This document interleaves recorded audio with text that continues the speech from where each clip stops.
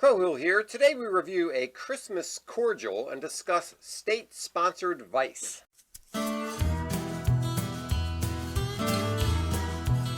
Hello and welcome to Beer and Conversation with Pigweed and Crowhill. Good evening, Pigweed. Good evening, Crowhill. What's on your mind today? Well, I have a suggestion. Yeah? I say we go do some drugs Yeah? and then go recklessly gamble away our money. Are they clean needles we're going to use for the drugs? Well, no, it's not going to be needles, but I know this sounds shocking. Yeah? I know that if you're older than 5 years old, Yeah? then there was a time that you'll remember when these things were discouraged. You would say that's not a good idea? Yeah, that's what they used to say, I don't know, 5 years ago. Right. And now, no, apparently it's something that's good for all of us, because the state is encouraged. Because if we do that, it's going to be raising money to build an elementary school. Exactly. And what, you hate children, right? Yeah. Okay. Of course I don't hate children, so yeah, I think we should probably do that so that we can raise money to support the children in the elementary All right, school. but before I do my drugs and my gambling, I like to drink exotic drinks I've never drunk before. Yes, so Captain Crowhill put together something called Krupnikas. I'm not sure if I'm pronouncing that right. Okay. It's this crazy cordial it's Is that a Lithuanian. root? It's Okay. Lithuanian, and it's made from cardamom, nutmeg, caraway, cloves, allspice, cinnamon, peppercorns. It's got a zillion ingredients in it. And Captain Crowhill, don't forget the last two. yeah, honey and grain alcohol. Okay. Yes. So Captain Crowhill went to 10 different stores to find all these ingredients Wasn't it? and painstakingly put together this thing, which has been sitting in bottles for several months now. Okay. And this is going to be a Christmas treat at the Crowhill residence. We'll see And we about get that. a chance to see if it's a treat or not. So, Let's start with it's got quite a nose on it. yeah. I'm getting some spices, but my nose hairs are. Burning away. Yeah. Whew, it has got some heat on it, that is for sure. Whew. Oh, those Lithuanians. They know how to party, I tell you. They do. Yeah. And it's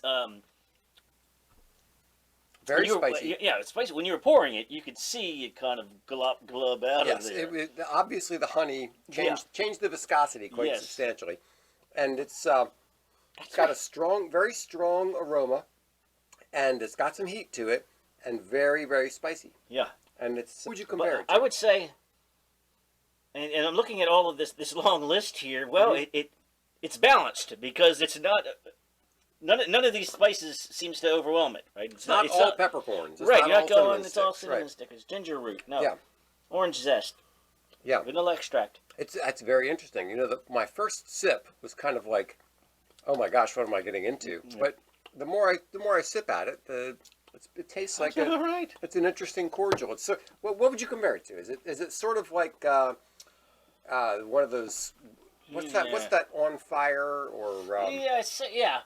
If you took a fireball and then dialed back the cinnamon, and stuck, it's because it's got that. It's thicker than that. It's thicker, yeah. The honey it's got the thickens it up a burn, bit, yeah. but it's got a real spiciness to it. Yeah, very spicy. But in a holiday spicy way, not hot spicy. Mm-hmm. It's very tasty. It's tasty on its own. I'll bet you this would be really good mixed with like soda water. To dial back the burn a touch and get the spices. Or on the rocks and let the ice melt a little bit. There you go. Just, maybe cool it down. Yeah. Very nice. Very, very interesting. It's very, very nice. Lithuanian Krupnikas or something. Krupnikas. Isn't there a? It sounds like who's the Santa Claus character? Krampus. Krampus. Yeah, right. Okay, not that. No. So, all right, state-sponsored vice. State-sponsored vice. So, we had an election here recent. Yeah. And you may recall question 4. And question 4 was the legalize the possession and use of recreational marijuana for people older than 21. Yeah, and I always vote against all the initiatives. Oh, almost. I mean, all the time. yeah. I mean, every once in a while there might be one that I'm for. But sometimes it's like, we're going to issue a bond for $2 million for the Walters Art Gallery. I'm like, do I have to pay for it? I mean, what?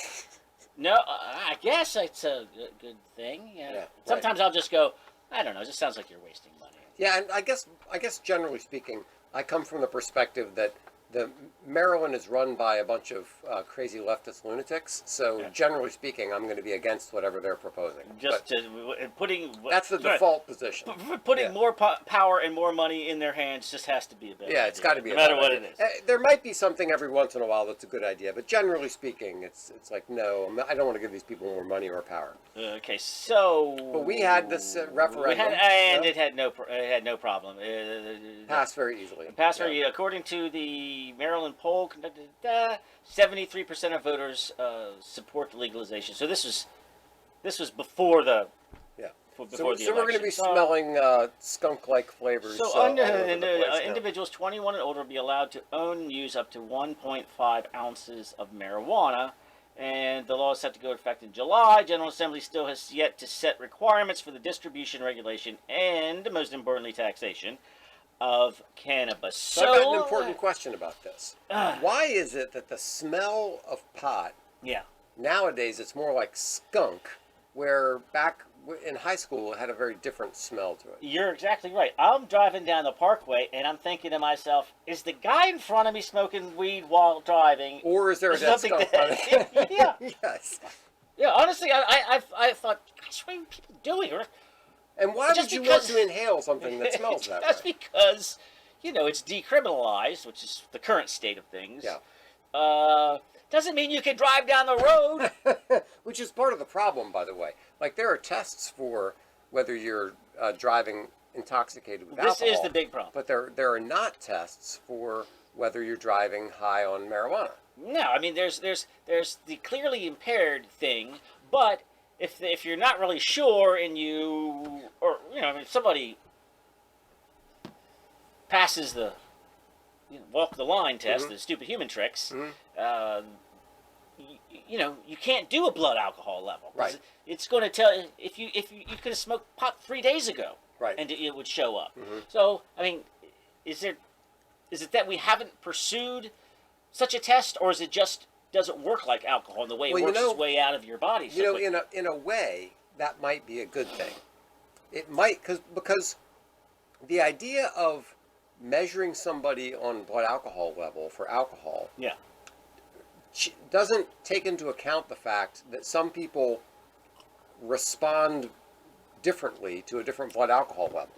You could have two different people with exactly the same blood alcohol level. Yeah. One of them is totally incapable of doing anything. Yeah. And the other one's basically fine. And the other guy's, I kind of function like this for the last 30 years. Yeah, exactly. So, in a way, moving things towards a clearly incapacitated standard might be a good thing if there's a way to do that objectively. Now, I'm not trying to justify drunk driving or anything. I'm just saying that saying that you're trying to move towards a standard that has more direct relationship to what it is you're doing might be a good thing. I don't know, but still, it is a problem. How do you deal with people who are... we wouldn't say that a lot of people being high is a good thing. So when the legislatures propose this and when the voters vote on this, what are we getting at here? You could say, what about the argument? Well, people are, they're already getting drunk. I mean, what's the difference between getting drunk? What do you do if you're an employer and somebody goes out on their lunch break, smokes a joint, and comes back in high to work for the afternoon? What do you do? Yeah. I mean, well, clearly that's. I mean, you don't have a readily available kit on it, breathalyzer. Yes. But I mean, of course, that's a violation. And I don't see there's any reason that you couldn't still. Well, yeah, you tell me. Can you prevent somebody from doing something that's legal based on you're a school bus driver? Yeah. And I don't have a way to test whether or not you smoked pot on your way to work or last night before you went to bed. Right. So we're going to say no pot, and we're going to test for it, and I understand it's legal in the state. Yes, I don't see why not. Absolutely can. Yeah. You absolutely can have rules to say people can't do things that are legal. For example, a lot of workplaces say that you can't date people that you supervise. Oh, yeah, okay. That's and obviously simple. that's legal to date somebody, but a workplace can say you can't date somebody that you supervise because that creates a conflict of interest and blah blah blah. So clearly, workplaces can have rules against things that are perfectly legal. Well, that's comfortable. Now, how about this argument? Which let's take it a step back before we get to here. I don't know how many years ago they decriminalized, which is maybe 5 years ago. Right. Yeah. I don't know.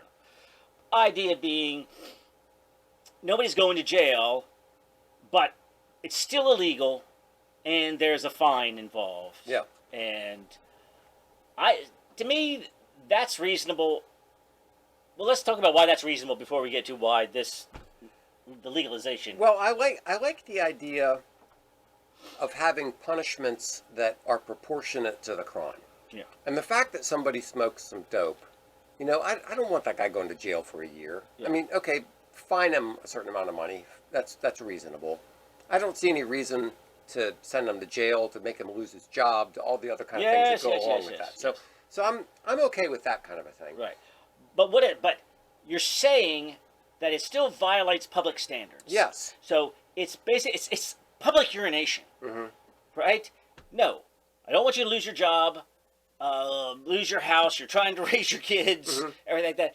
But I don't want you to be on the sex offense registry. Right. Yeah, but guess what? Yeah. We don't want people doing that. Peeing by the side of the road is not cool. It's not cool. It's not going to get you fired, but it's it's going to be a hassle for you to pay this $100. Yeah. You have to go down to the courthouse. Yeah.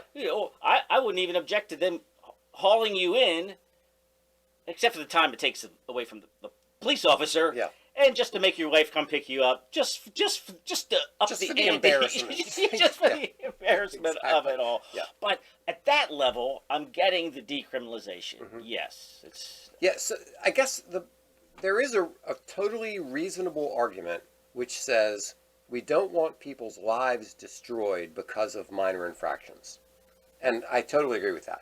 However, there is this thing called the teaching function of the law. Yeah. Which is that when the law says this is something that this is against the law, we don't want you to do it, then that shapes people's moral sense. And that's an important thing. Yes, it is. And so people growing up, well, there are a lot of things. Okay, here's a very, very simple example. I don't distill alcohol. I make wine, I make mead, I make beer, I make every fermented thing you can think of making. Lithuanian crazy drinks? Which is just mixing stuff. But I don't actually distill. And the reason is it's against the law. Right. And that changes my behavior because it's against the law. Now, I don't think there's anything immoral about it, obviously. Yeah. It's against the law, I don't do it. Yeah. But the fact that it's against the law changes your behavior, at least it should, and to some extent, on certain things, can kind of guide your moral view of what's appropriate behavior. Yes, exactly. So if, to the extent that we're saying it's perfectly fine to smoke dope and get high, well, no, it's not perfectly fine to smoke dope and get high. Yeah. Now, there is the conundrum of allowing people to have small amounts of marijuana, but forbidding the sale. Right? You know what I mean? It's like, right. Well, where'd you get it from? I just found it in the woods. Right. And even if you permitted, anybody who wanted to have, 2 plant pots, which is what the new law grants, you say, okay, we're going to decriminalize that, and then it's still not going to provide the, so now you're still dealing with a criminal element. I get the problem with that. Yeah. But I'm not comfortable with solving it by straight up legalizing and providing recreational marijuana, because there's no point in legalizing, because the point of legalizing it is not to take away the stigma. We've already done that with the decriminalization. Yeah. It's because you want to get your hands on the tax money. Tax revenue. Well, that's part of it. Another part of it is they want to get approval from certain people. But yes, the tax revenue is certainly part of the decriminalization part. Yeah, so one argument is that it cuts out the criminal element. Okay. So, okay. And there is some historical basis for that. Because in a prohibition kind of way? Exactly. Yeah. Exactly. Because prohibition basically caused, some people say, and I'm not a historian, so I don't know if this is technically true, but some people say that that prohibition caused the growth of the yeah. of the mafia. Yeah, it Basically created the mafia because people wanted to drink beer and whatever else, and the only way to get it was illegally. Right. So what does that do? That creates an illegal market to get. So how about here's a little morality tale here in California. All right. This is called the Emerald Triangle, which is that northern portion of Humboldt County and all of that in Northern California, where it's just prime. It's very, very rural and just prime growing soil and weather. So they've been growing illegal weed up there forever, and supposed to be very good. And now you've got 1,100 people. Now that they have excuse me, recreational marijuana in California. Okay. So in this region, there are 1,100 what they call people who have permits for cannabis cultivation. Okay. And now they also have 10,000 illegal grows. Many of them from Mexican cartels who have decided, well, why bother growing and shipping and smuggling across state lines when you can just you can just blend right in there. So, helicopters are flying over. They're going, yep, people are growing pot down there. So, speaking of helicopters, I used to live next to a colonel in the National Guard. And one of his jobs was to fly around in helicopters looking for pot fields. Okay. And he said that from a helicopter, it's really, really obvious. Okay. Like you see trees, you see grass, you see whatever, and then that's obviously pot. Right. So his job was to fly around and find these places, and then they'd send in teams and whatever they would do, okay? So if you're trying to say only people who have a permit to grow cannabis can grow it, and you're flying around and you see all these. How do you know whether that person has a permit or not? They're calling it the Green Gold Rush, and it's bringing exploiting workers. So you bring people. The coyotes smuggle workers up there, going, "I'll get you across the line, and guess what? I also have a job for you." Yeah. By the way, your job is to live in a tent with a shotgun in a field in Northern California and protect it against this. Yeah, and if you don't, you'll be executed. Or if you're a female, your job is to be a prostitute. There's another great great jobs up north. Stealing water, poisoning water, stealing electricity. It's so the idea of removing the criminal element by legalizing it has done nothing of the sort, because what it's done is, now that people are more free to grow pot, you know what? A lot of people were already smoking pot. They were already not that worried about the criminal aspect of it. Mm-hmm. They already had their local dealer, who is now getting better pot because the cartel has moved in. The only thing that's changed here is the squeamish people who were like, I'd like to smoke pot, but I don't really want to rub elbows with that crowd. Is that people from Squeamia? Where are squeamish people from? Yes, they are. Yeah, they're from Squeamish. And they find out that, oh, wait a minute, there's a state store right down here that everything's perfectly okay just to walk in, buy them a pot, and walk out. Right. Like, all right, maybe I'll try that. Yeah. So I don't see how it's taking out the criminal element, and it's probably just increasing the number of people who are smoking pot. Now, then you get for the people that are paying the overpriced pot because they don't want to have a dealer that they deal with. Yeah. Or medical marijuana people who are with their serious conditions of, doc, I have my neck hurts. I can't sleep so great. Yeah.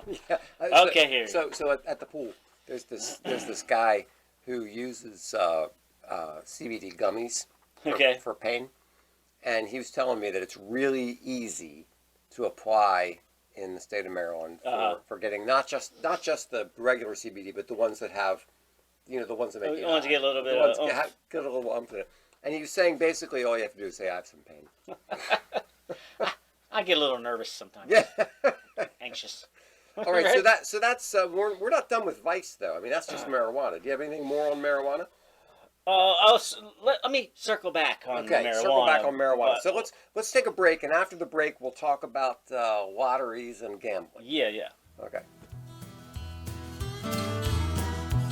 All right. So talking about state-sponsored vice, we talked about. So we had two laws passed. Mhm. So you had the legal marijuana law, Yeah. and I was watching this. Do you have any of those budget cable channels? You know, you don't pay for them, but you have to sit through the commercials. Yes. you know? Yes, I do. So I'm watching Pluto TV, Right. and there's only 4 commercials. Okay. You know, there I am. And they're all CBD. Watching a couple hours worth of cops. Yeah. You know, from the 90s. Mhm. All the criminals have mullets. Yeah. And it's one insurance commercial, Okay.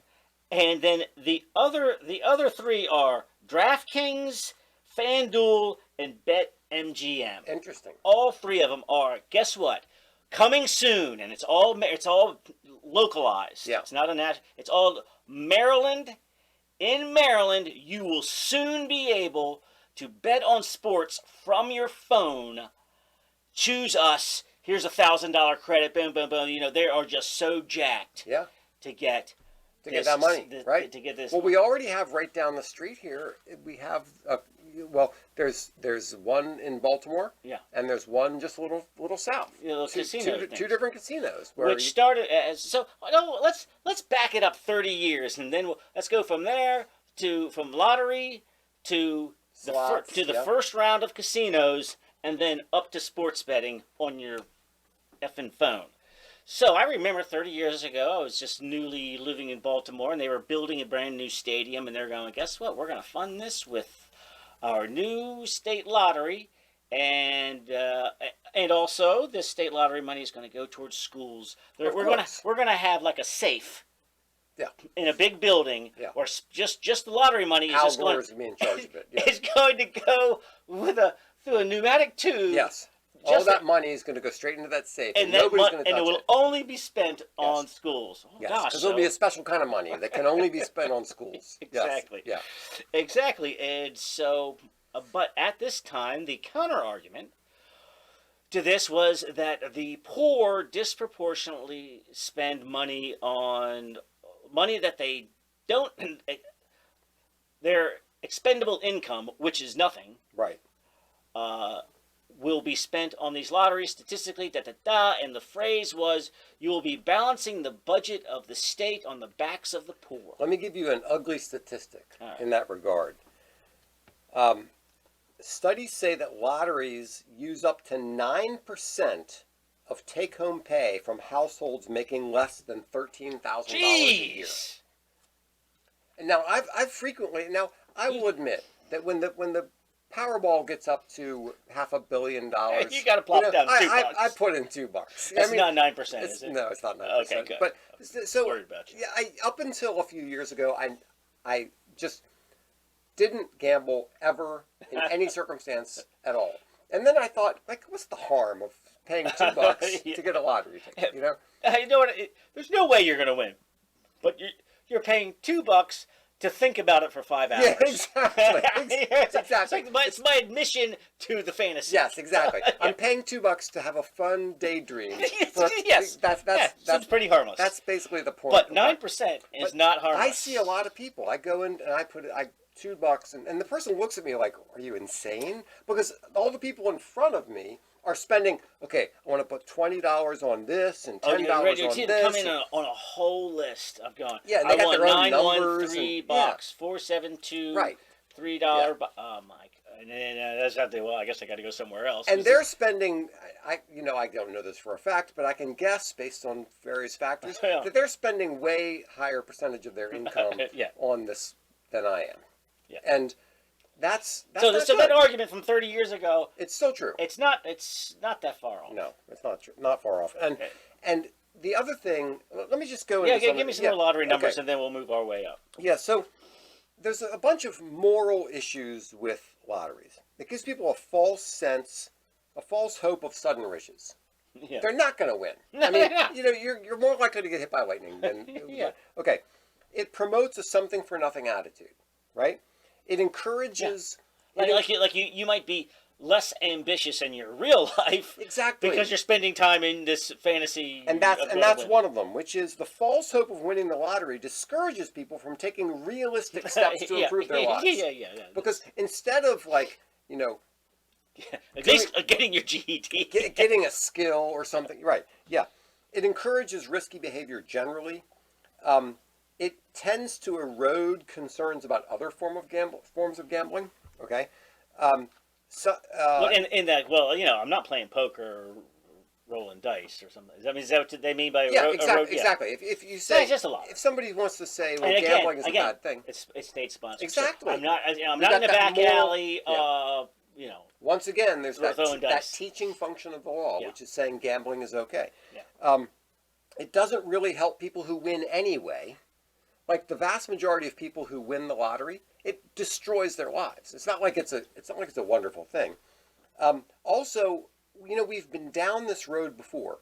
The western shore of the Chesapeake Bay used to be aligned with casinos and all kinds of things. Breezy Point down there. Yeah, exactly. All of that stuff, that was all gambling central. Right. And what it did was it attracted organized crime, it attracted prostitution, it attracted all kinds of trouble. And eventually we said, we don't want this, and we shut it down. And we said, no more of this. We're going down that same path again.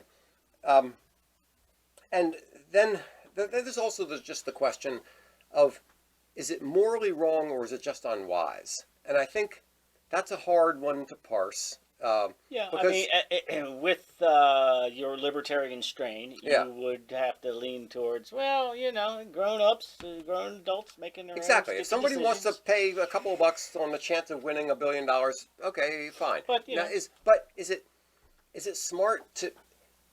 The other problem is gambling is one of those kinds of things that has some sort of a spiral effect. You tend to go deeper and deeper and deeper.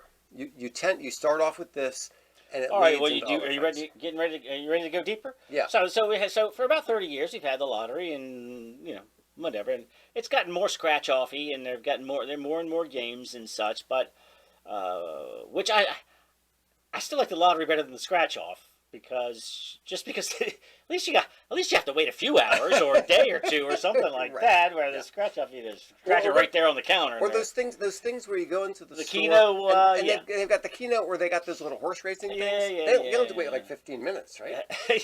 But if it's something if you're sitting in a bar and you're already drinking $7 beers and you want to drop that. But just to see a guy just like standing at a gas station staring at this, I don't know, there's something sad about that. But there's also this continual theme that we see in literature and everything else, where somebody they're down to their last $10, and they're desperate.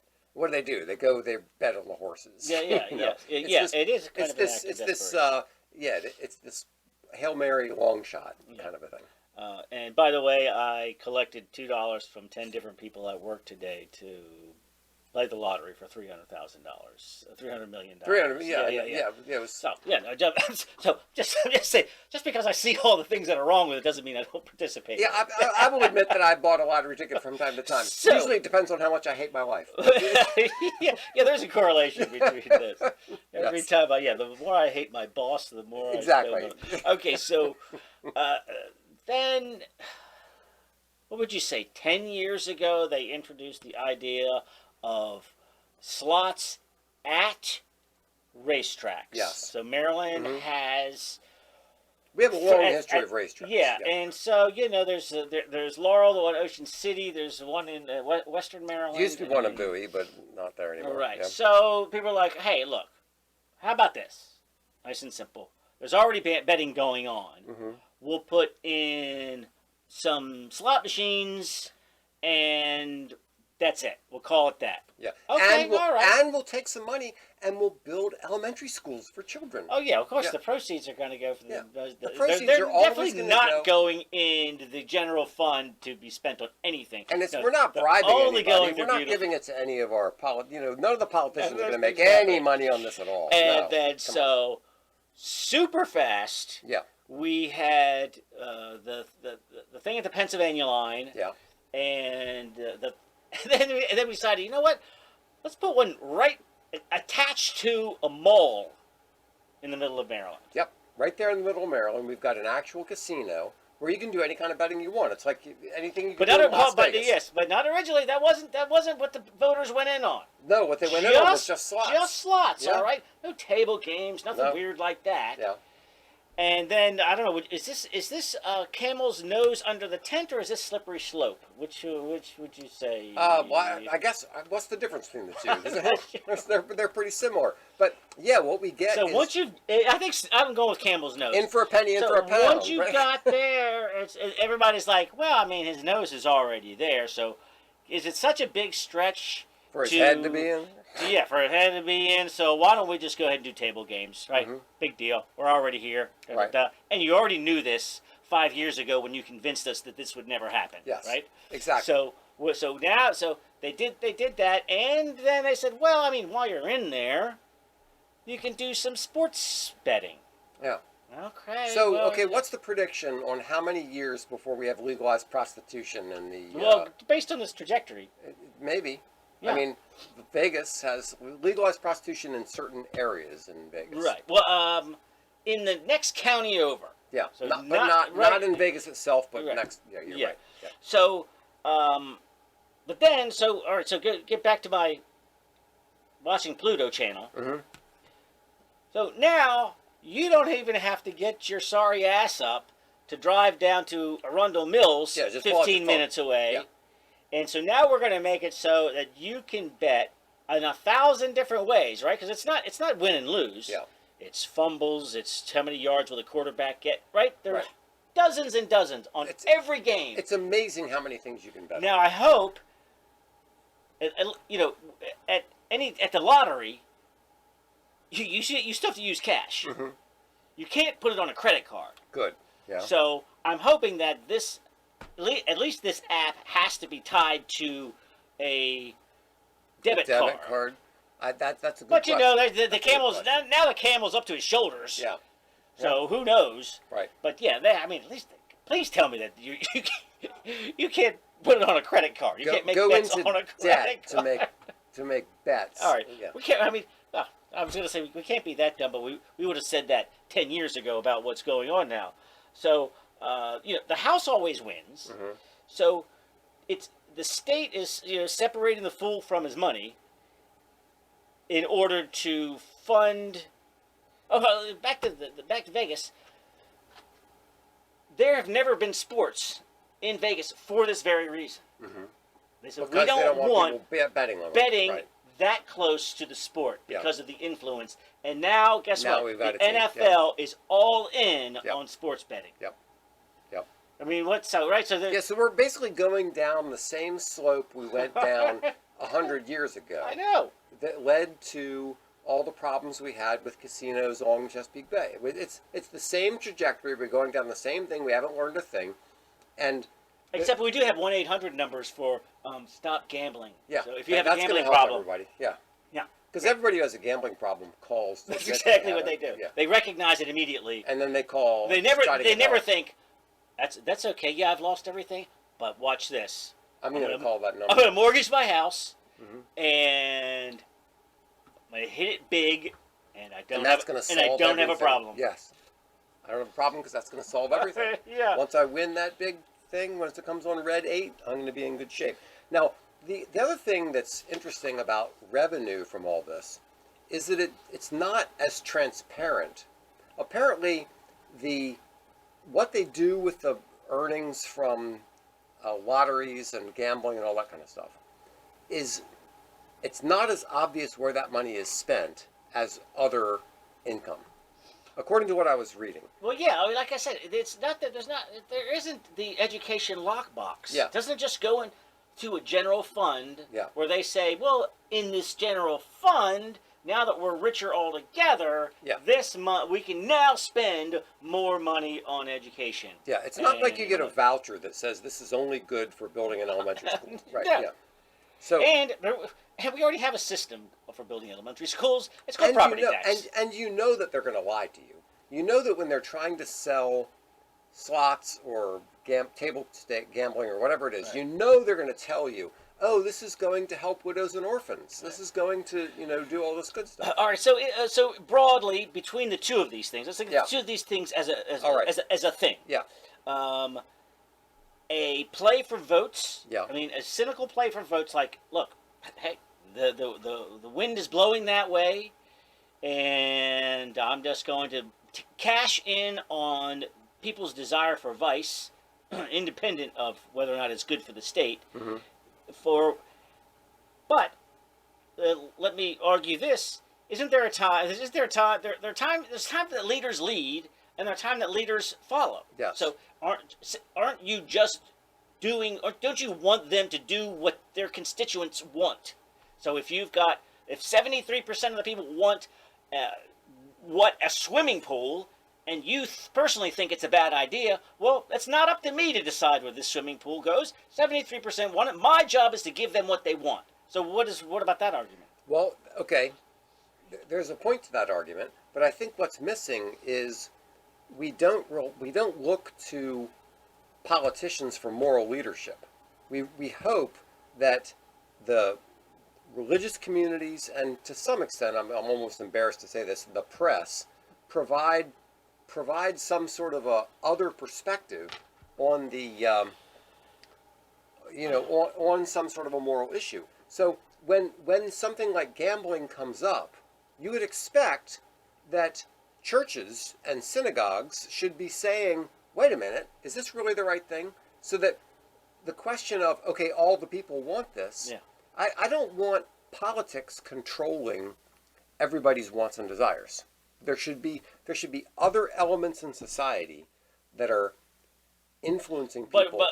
But earlier we spoke about laws having a moral teaching effect. Yeah. That's exactly right, and it kind of cuts both ways. It does. Because on the one hand, you want the moral functions of society to influence the law, but at the same time, for example, before Roe v. Wade, most people were against abortion. After Roe v. Wade, Most people were before Roe v. I'm sorry, not before the turnover. Okay, right. Before Roe v. Wade, most people were against abortion. After Roe v. Wade, a lot of people changed their mind. And basically the idea is, well, if these sensible, judges who know what they're doing say it's okay, I guess it's okay. Yes. There's a certain appeal to authority going on. And the same thing happens with legislation, where if the legislature says it's okay to smoke dope, to gamble, to do whatever, then people say, well, I guess it's okay. Yeah.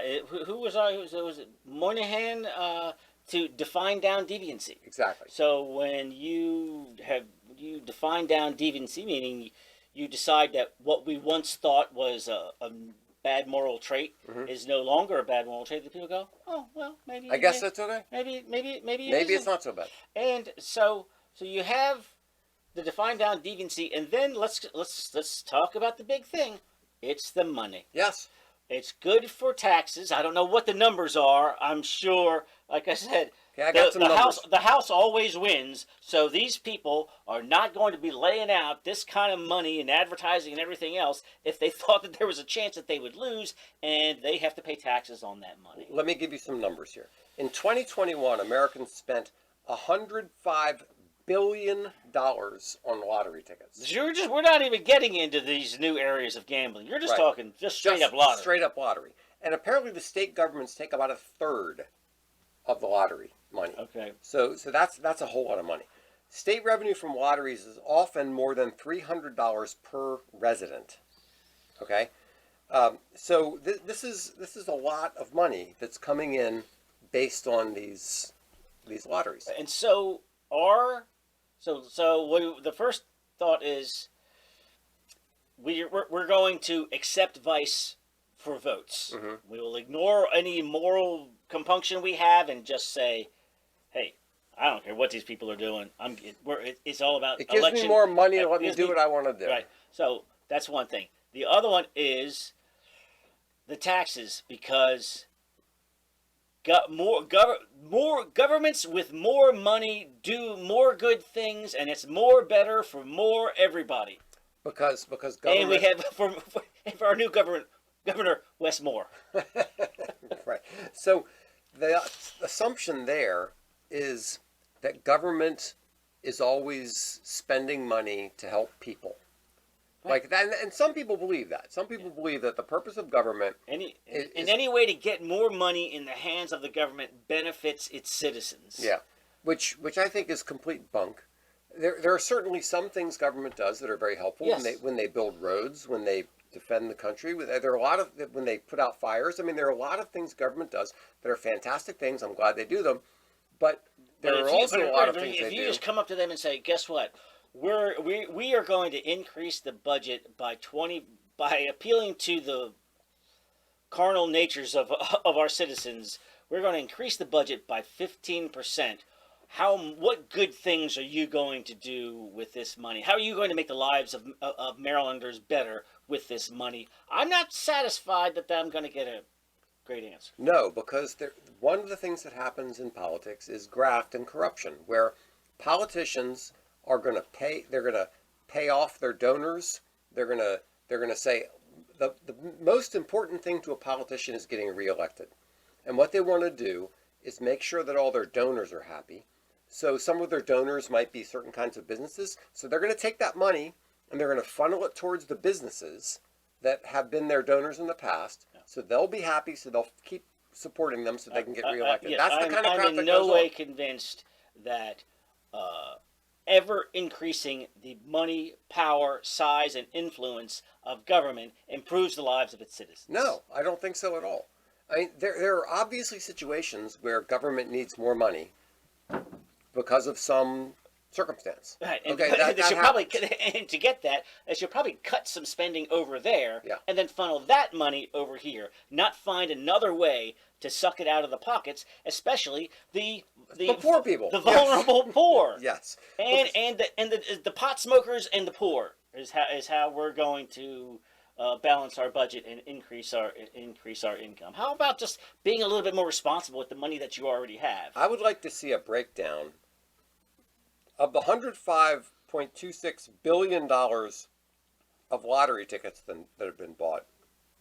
What portion of that was purchased by the poor? Yeah, well, I mean, the numbers are not good. No. If you figure these 9% on the 13... Yeah, 9% of take-home pay from households making less than $13,000 a year. That's awful. That is just terrible desperation. Yeah. But, I mean...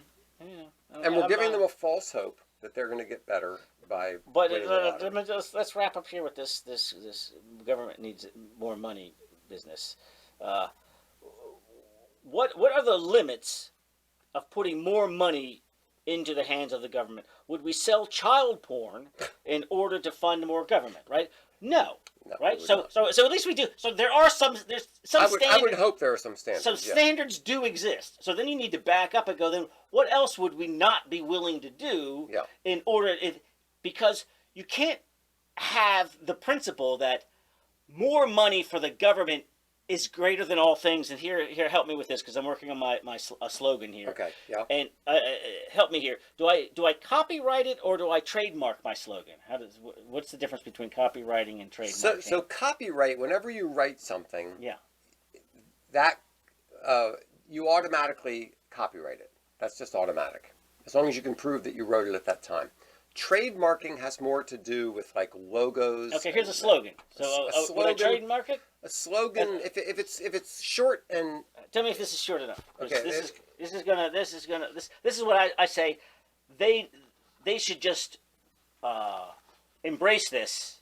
Okay. And all right, let's say, oh, it's called. It just says it's a little bit long for a bumper sticker, but not really. More money for more government is more important than a moral government. Just own it. You might be able to trademark that. I'm not sure. I mean, yeah. And put it right. I mean, look. This is what we're saying. We're not your mommy and daddy. We're not. We have no interest in being a moral force. We're just saying more money for more government is more important than a moral government. Give us your money. That's what they're saying. Yeah. No, I'm offering it to them as a, if I were, what do you call it, a political consultant? If doggone it, we did a show on the guy who wrote the book on being. Come on, what's wrong with my brain? The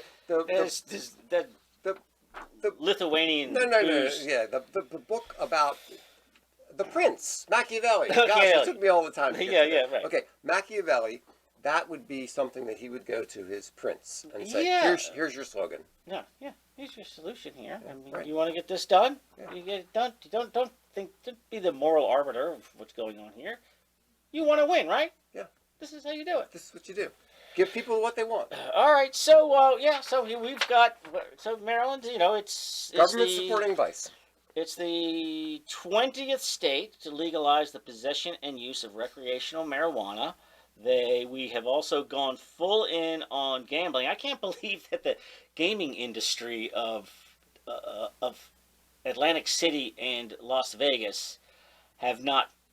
Well, but they probably are behind the scenes fighting the permission of gambling because throughout otherwise, the country. yeah, I mean, that was a thing.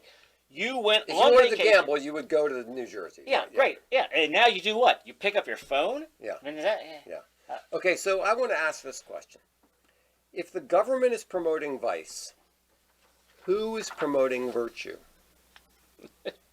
Like what cultural institutions in our society today No. are promoting virtue? Yeah, Now- because you know what? You are a judgmental bigot. Yeah. If you promote virtue. And I mean, what it's supposed to be the churches that are supposed to be promoting virtue. The churches are useless. I'll even take something like the Boy Scouts. Exactly. But they're But, not, yeah. they're compelled to have gay scout leaders. Yes. So All the traditional ways to promote virtue in the society have been undermined, and now we have government promoting vice. by the state. Yes. The very same people who are now promoting the vice. We have government promoting vice, and nobody with any practical effect. No. Promoting virtue. No. There's no pushback, even from the church, even from I don't know even from the Catholic Church. That you I know. would consider It's astonishing how useless the church is nowadays. Yeah. It's absolutely astonishing. It's disgusting. How I mean I'm not a never mind. But but I mean it would be lovely if the churches were having some sort of a moral impact on society, and it's not happening. Or at least expressing that their feathers are a little bit ruffled. Yeah, At least they're going, well, a little rumphing, you know what I mean? This isn't right. Even something. Even if you're not actively organizing people, just going, we think this is a bad thing. This is a bad thing. No, not even getting like that. grandma sitting in the corner. Oh, I don't agree with this. Yeah, something. I'm cold in here. Yeah. All right. I mean, it's too late. Yeah, now. it's All too late. right, Okay, so there we go. I don't know. So government's promoting vice. We're not a fan. Yeah, although I'll probably end up participating in both of them. So Well, I'll buy a lottery ticket, but I would be perfectly happy if lottery just disappeared. actually, you and I and Longinus are going on a field trip to the casino to do a report. Okay. And come back and share our observations. All right, let's do it. All right. Look There we forward go. to it. Here we go. Cheers.